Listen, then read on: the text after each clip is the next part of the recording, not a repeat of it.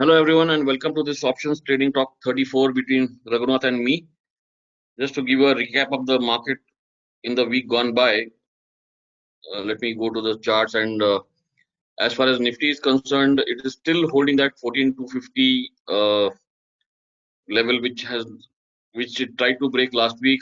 It couldn't. Again, it has gone quite close to it. So let's see what happens in the coming week. And if that is broken, then maybe another couple of 100 points because that is what the if you see this Nifty futures on a point and figure, there are two counts open. One is near 14300 and there is a cluster count near 14140. So whenever there is a cluster count, there are more chances of that getting achieved. So if 14250 breaks, which is the previous low, then maybe 14140 is the possible target. After that, what happens, we'll have to see because now we are getting more into the sentiment mode because first of all, this is expiry week which is approaching, and then immediately after expiry will be the union budget. So things will be quite volatile now. That is what I guess. Maybe VIX will also rise. So any short option strategy will have to be looked at very carefully. In fact, I would, if you're not used to handling these kind of volatility, it's better not to do anything till the budget. That is my view. Of course, Raghunath will have a different view because he's used to that, and if people know how to manage that, then that's a different ball game. But someone who is a beginner in options selling should avoid any of that for now till the budget. That is my view. In terms of the bank nifty, that is definitely underperforming since quite a long time, almost 2 3 weeks. And this is a nifty bank nifty chart, ratio chart, which has clearly shown a breakdown. This is on a EOD basis. The bank nifty intraday chart, that is also quite bearish, but it has support near 30,900, 31,000. So that this support is similar to that nifty 14,250. So if this breaks 30,900, then we have another at least 500 points lower. That is what I feel. But this band is might be a tough to break because if you see here, this was a previous high on the left hand side, and then it has stopped exactly there twice. Once over here on 4th January, and then now. So breaking 30,900 will be further bearish for Bank Nifty. So that will be an interesting level to watch in the coming week. In terms of the OHMC chart of Bank Nifty, that 1 minute. Yeah. So let me remove these levels. So here again you have this 31,000 support. Then there is a small gap near 30,800, 30,500. So like I said, below 30,900 you can expect 300, 400 points lower. And in any case, banks have been underperforming over the last couple of days. In fact, Bank Nifty I think has gone down by almost how much? From the peak of 32,900 all the way down to in fact almost 1,700, 1,800 points lower. The only factor which I feel right now will come into play because now it is expiry week is the put call ratio. Put call ratio is not yet bearish. Of course, things can change pretty fast if Bank Nifty and Nifty go down fast on Monday. But the put call ratio at 30,000, 31,000 is still not bearish. It is, I think, still above 2 or 3. Same is the case with put call ratio at 14,300 and 14,400. It is still not bearish. So it's all boils down to what happens in the first hour or two on Monday, tomorrow onwards, and that will set the tone for the week. And of course, if the supports hold, then we might have another pullback, which might go towards 14,500. But the key is that support of 30,900, 14,100 on Nifty, and 30,900 and 31,000 on Bank Nifty.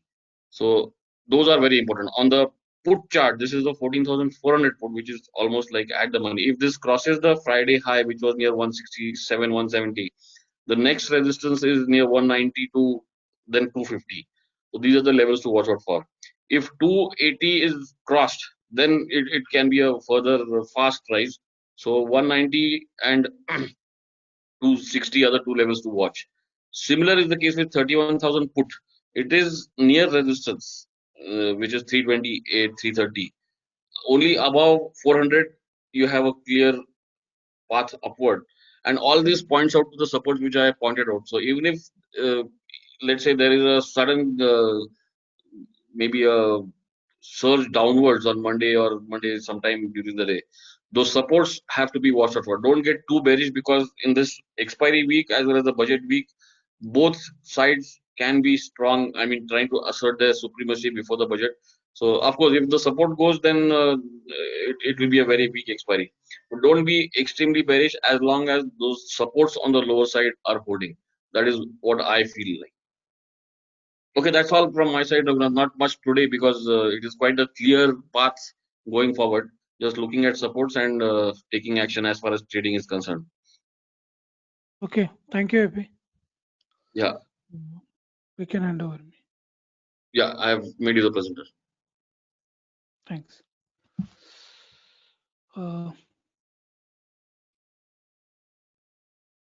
Hello, folks.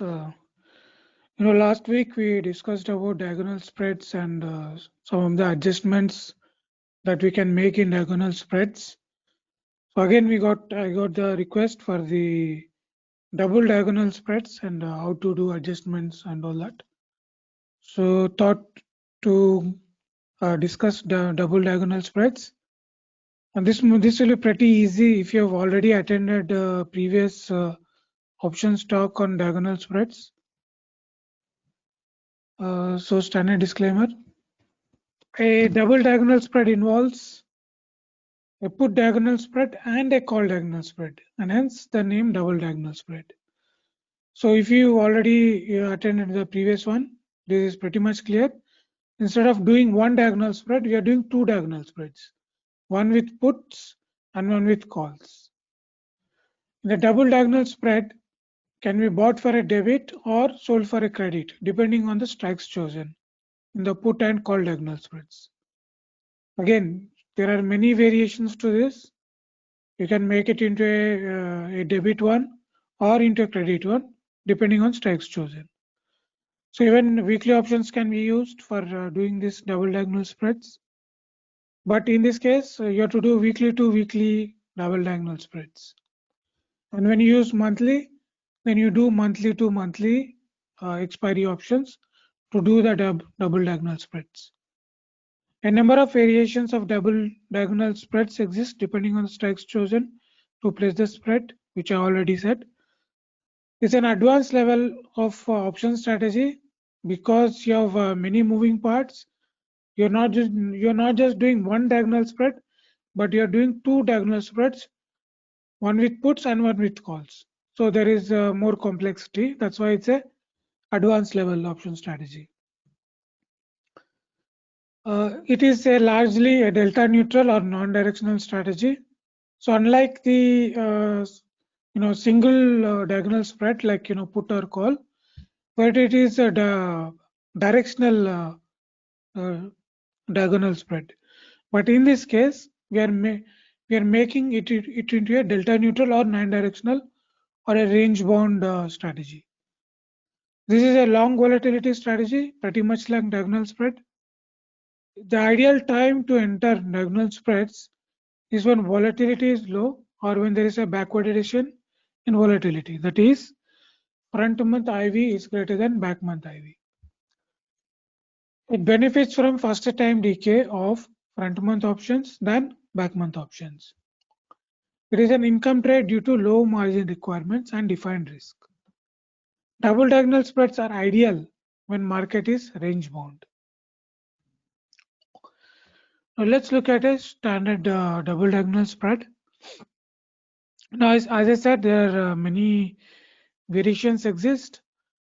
Ideally, what we can do is that we can choose a strike, the short strike that in the front month, a short strike just before this one standard deviation on both the put side as well as call side, and then we buy a slightly out of the money put strike for the back month option, both in the case of put option as well as call option. Okay.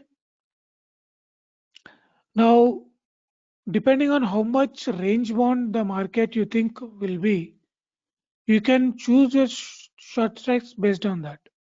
If you think that it will have much more higher range, then you choose farther out of the money. Instead of 13,300 put, so 13,500 put, you choose 13,300 or 13,000 put. So it depends on how much range you are assuming that the market will be in. So the ideal one is to go with this just below the 1 standard deviation for both put and call strikes. So here, as I said, we bought a 13,300 put. We sold a 13,500 put, and then we bought a 13,300 put, which is slightly out of the money to the sold option in the back month, right? And the same way, we are doing the same on the call side as well. We sold a 15,200 call just below this 1 standard deviation and bought a 15,400 call. If you see, we have maintained the width of the spread, which is 200 points on both sides, which is 200 points here, 200 points here. Okay. So these are the max profit and max loss and the break evens, and this probability of profit is around 78%. But of course, this is a dynamic payoff, so it can keep changing depending on volatility. Now the max profit is difficult to define as it is dynamic and dependent on volatility of back month option at expiry. So it's a theoretical estimation as well. Max loss is if it's a debit diagonal, then double diagonal, then the max loss will be the difference between strike prices plus the premium paid. And if it is a credit double diagonal, then the max loss will be difference between the strike prices minus the premium received. The difference in strike prices is the spread of the put option, the put calls put spread or the call spread. Now the break even is difficult to define as it is dynamic, just like the max profit, and dependent on volatility of the back month options. So it's just a theoretical estimation. Now the effect of volatility of Vega, if it's pretty similar to that of the diagonal spread. The double diagonal spreads benefit from increase in volatility as they are long Vega trades. Vega measures the responsiveness of option price to change in implied volatility. A positive Vega trade will benefit when IV increases, and the long-dated options of higher Vega compared to short-dated options. The price of long-dated option prices increase more than short-dated option price for the same percent increase in IV. And similarly, long-dated option prices decrease more than short-dated options when IV drops. Now, if you go and look at the Greeks, right here, your net long Vega, because your positive Vega, right? So when the IV increases or when the VIX increases, in the case of Nifty, because of the long Vega nature, your payoff also increases, payoff chart. So for example, here, I increase the IV by, let's say, 10%. You can check that the payoff range increases, right? Your max profit also increases, and your break-evens range also increases because of the long Vega nature of the double diagonal spread. In the same way, it suffers from volatility crash. If the volatility decreases, then your payoff range shrinks and your break-evens shrink, and your this will go, the middle part will also go into loss. Okay. And one more thing is that in the case of these double diagonal spreads, if you don't want this kind of depression in the middle of this double diagonal spread, you can change this characteristic in two ways. One, by bringing the short strike closer to the middle point, right, on both the call side as well as put side, or by moving the long side of the back month further out of the money. Okay, for example, here this 13,500 put, I can simply move close to 13,000, maybe 600, and you can check that this will increase. And similarly, I move 15,200 to 15,100. Okay, so this will remove this depression, right? This will kind of make it slightly flatter than earlier. Okay, that is one way to do that, and I'll take to the original configuration again.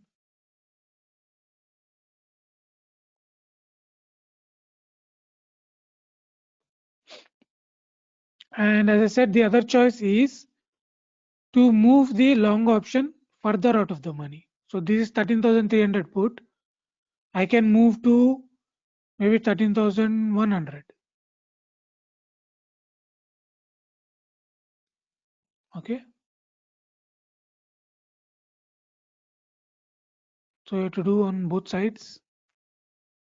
And on 15,400, I move to 15,600. So now, as you can see, you have reduced the depression that you see in the middle. So these are the ways you can control how your payoff looks. Okay. So let's move to original configuration again.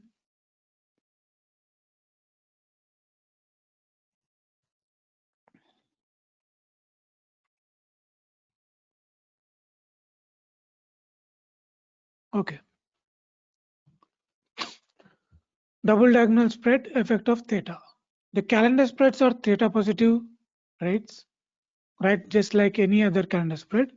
Even double diagonal spread is also theta positive trade. It means the trade will benefit as time passes, assuming everything else remains unchanged.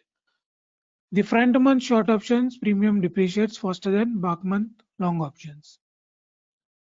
Okay, because the theta of front month options higher than that of the back month options. If you go and look at the Greeks, you will see that clearly that the theta is much higher for the front month options, which means the theta depreciation is much higher in the front month option, and that is what we are betting on, that we will benefit from this theta depreciation or the theta decay. Okay. Okay. Now effect of delta in this double diagonal spread have negative delta, while double diagonal the diagonal put spread have negative delta, diagonal call spreads have positive delta, making the double diagonal spread more or less delta neutral. So the negative delta from put spread and the positive delta from the diagonal call spread neutralize the delta in the double diagonal spread, because it is a combination of diagonal put spread and diagonal call spread. Diagonal spreads can have negative gamma. Initially, the gamma is close to 0, but as we get close to expiry, it can go into negative territory. So larger moves in the wrong direction in the underlying is not favorable for double diagonal spreads, just like diagonal spreads. So avoid gamma risk by exiting trade before the expiry week. So okay, just look, we'll look at again the Greeks. So here the delta is close to 0 because you're neutralizing the delta, right? The net delta from in both cases, and that's why you're getting close to 0. So benefits, double diagonal spread benefits when underlying stays range bound within the short strikes, and when there is increase in implied volatility, which I have showed you. It suffers when underlying moves in one direction and there is a decrease in implied volatility, and when there is a gamma risk. And this decrease in implied volatility I have already showed you, and the underlying moves in one direction that we are going to discuss. Entry rules for monthly options, pretty much like diagonal spreads, 30 to 40 days to expiry of front month option. For weekly, 10 days to expiry of front weekly options. Low implied volatility or when backwardation of IV. Sell front month out of the money option and buy back month for out of the money option for put and call diagonal spreads. Exit rules, 50% of initial max profit. Stop loss, 50% of initial max profit. If none of the above hits, exit on Friday or Monday before expiry date to avoid gamma risk. Now, what are the adjustments if the market moves in one particular direction and threatens one of your short strike? So we will adjust when the underlying moves in one direction and threatens one of the short strikes, and if stop loss is not hit yet. Now there are 4 adjustment methods, so we will discuss each adjustment method here. Though I will show these methods in more detail in the next week with simulations. So now let's look at some of them. So as I said, this trade suffers if it moves in one particular direction and threatens your short strike. Okay. So in this case, the short strike is 13,500 put, and the another case is 15,200 call. If one of these is threatened, then you might be in trouble because you'll go in loss already. If you look at 3+0 line, right? So if this happens, then how we are going to adjust these trades? Now let's assume that it is going to threaten our put short strike. Okay, so I'll move this by 6% when the market goes down by this much, down 6% and threatening our short put strike. Then let's look what we are going to do. Make the adjustment method 1. Make threatened diagonal spread into calendar spread. Okay. Now this is a diagonal spread, right? Now I want to make this into a calendar spread. How I'm going to make? Okay, it's very simple. You simply cover your 13,500 put. Okay. So let's say, I'm just assuming here because the payoff will not look the same because the prices changes and everything change. So I'm just showing just for an example. In simulations, you will look at real examples. So you cover this short strike and then you short the same 13,300 put that you bought in March, right? So 13,300 put of the front month.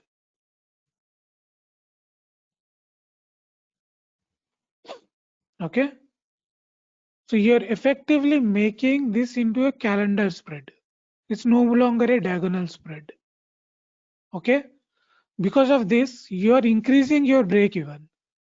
Okay, you're increasing your zone on the threatened side, which is in this case the put side.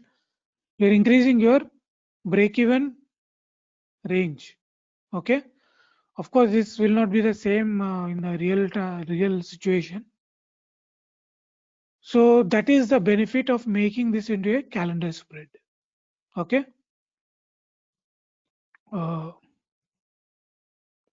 Okay, now we'll go back to original configuration.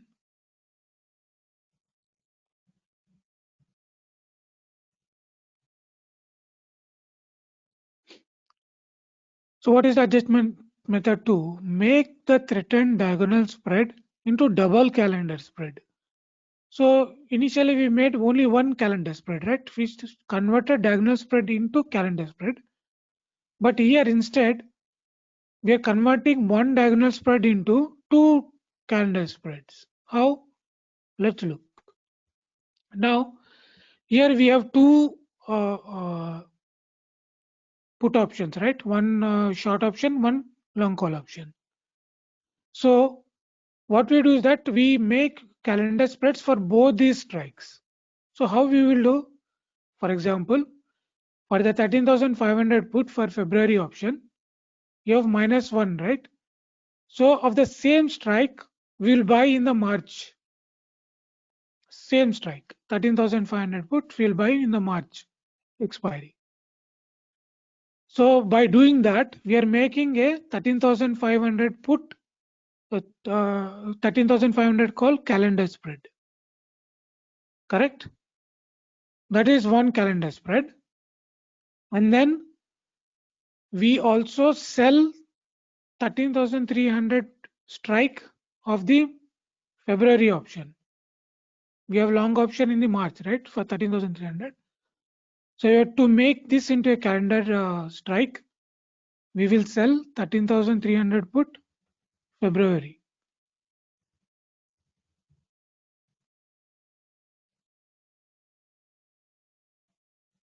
Okay. So now we have two calendar spreads here. One 3,500 strike calendar spread, and then we have 13,300 calendar spread. Again, the aim is same.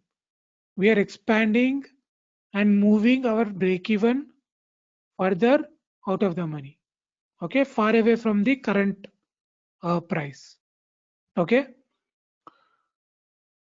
So that is the aim of doing this adjustment. And I will show all these simulations in the next week, so you will understand in a real scenario how it looks. All right. Now, what is the third adjustment method? You move the threatened diagonal spread further out of the money. Okay, this is very simple. So what you do is you move this 3,500, 3,300 spread further out of the money. So instead of 3,500 short strike, we make this into 3,300 short strike and this into 3,100 put long strike. Okay, so we cover this for 99.1. Okay.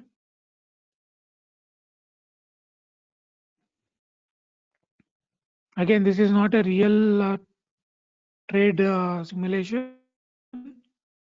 So just an example I'm showing you. So in the March, we are in the February. Let's start with February. We are buying 13,100, selling 13,100 put, and then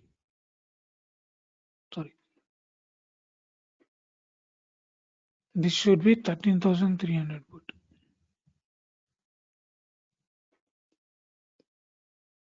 And then buying 13,100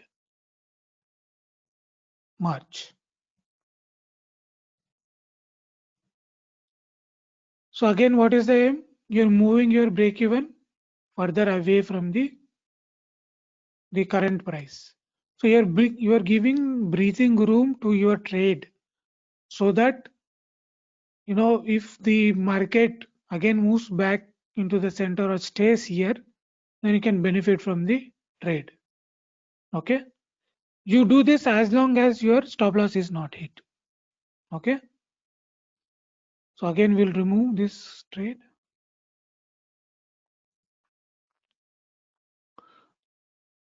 So you can clearly see that in all these three different adjustment methods, we are simply moving our break even further out of the money, so that we give breathing room to our trade. Okay. Okay. So now we are here. Again, the fourth adjustment method. In this case, we roll out the threatened diagonal spread further out in time. Okay. So what we can do is instead of so this short option here, which is 13,500 put, right? instead of 25 February, we cover this February expiry, which is monthly expiry, and at that point of time, if there is a weekly option available, so if 25 February means, so for example, then if the March 4th, for example, if the March 4th expiry, weekly expiry is available, then you can move 13,500 put to that expiry or to March 11th expiry, if those are available. So instead of moving further out of the money, we're simply moving the short option. So here we are only going to move the short option here of the February expiry further out of the month, out in time. So you're moving it into a different expiry, further out of time expiry. Okay, so that way you collect more credit for the short option. So you move your break even further out of the money. So again, you're giving more time for your trade to breathe, so that if the market stays here or adjusts, moves back into this profit zone, then you will benefit from this strategy. So that is how you adjust with these 4 different adjustment methods. Of course, these are only common adjustment methods. There are many more. Of course, I cannot show all of them.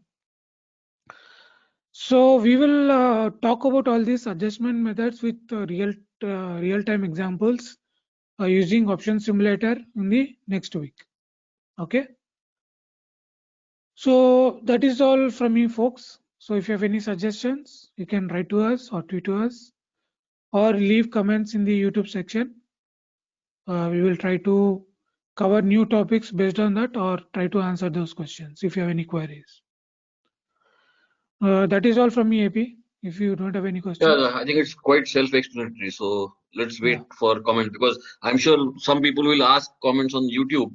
So we'll have to Yeah. just see what they ask. Yes. Okay, folks. Goodbye. Yeah. Goodbye.